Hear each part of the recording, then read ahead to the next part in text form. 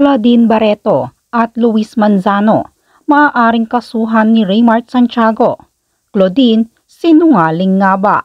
Matapos mag-trending ng naging interview ni Claudine Barreto kay Luis Manzano, tila nakarating kaagad ito kay Raymart Santiago at pinabulaanan ang lahat ng kanyang mga sinabi.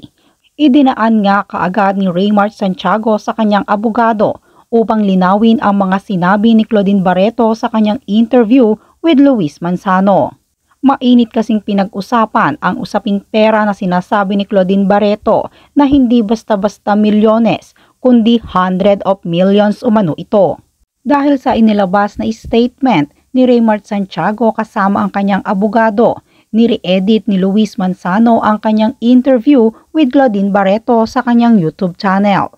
Hindi na mahagilap pa ng publiko sa video na panayam ni Luis Manzano kay Claudine Barreto ang mga pagrereklamo ng aktres sa dating asawa na si Raymart Santiago.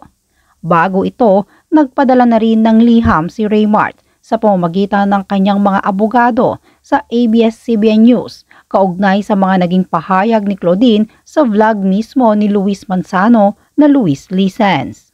Nagbigay ng paalala ang abogado ni Raymart Santiago na mayroong gag order na inutos ang korte sa mag-asawa dahil dinidinig pa ang kanilang kaso.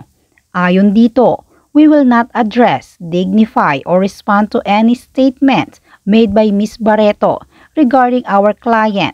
For doing so is a breach of the gag order issued by the Honorable Court where the party's case for annulity of marriage is undergoing trial.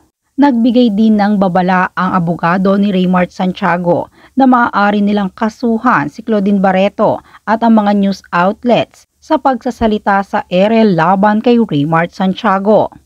Sa panayam pa nga ni Claudine Barreto kay Luis, sinabi ng aktres na babawiin niya ang mga pera na umano'y kinuha ng dating asawa sa kanyang bank account.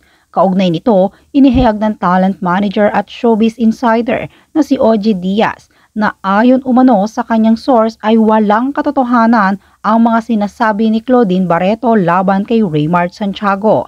Pahayag nga ni OG, bilang ano tayo, Marites, nagsaliksik ako. Sinasabi nung nakausap ko na wala raw katotohanan lahat ang sinasabi ni Claudine. Dahil sa 10 raw na sinabi ni Claudine, ito ayon sa source ko ay 11 ang mali. Dahil dito, tila lumalabas umano na sinungaling lamang ang aktres na si Claudine Barreto dahil sa kanyang mga isinuwalat sa naging interview nito with Luis Manzano. Komento pa ng ilang netizens, nagpapabango o nagpapaingay lamang umano si Claudine Barreto ngayon dahil mayroon siyang palabas sa isang network.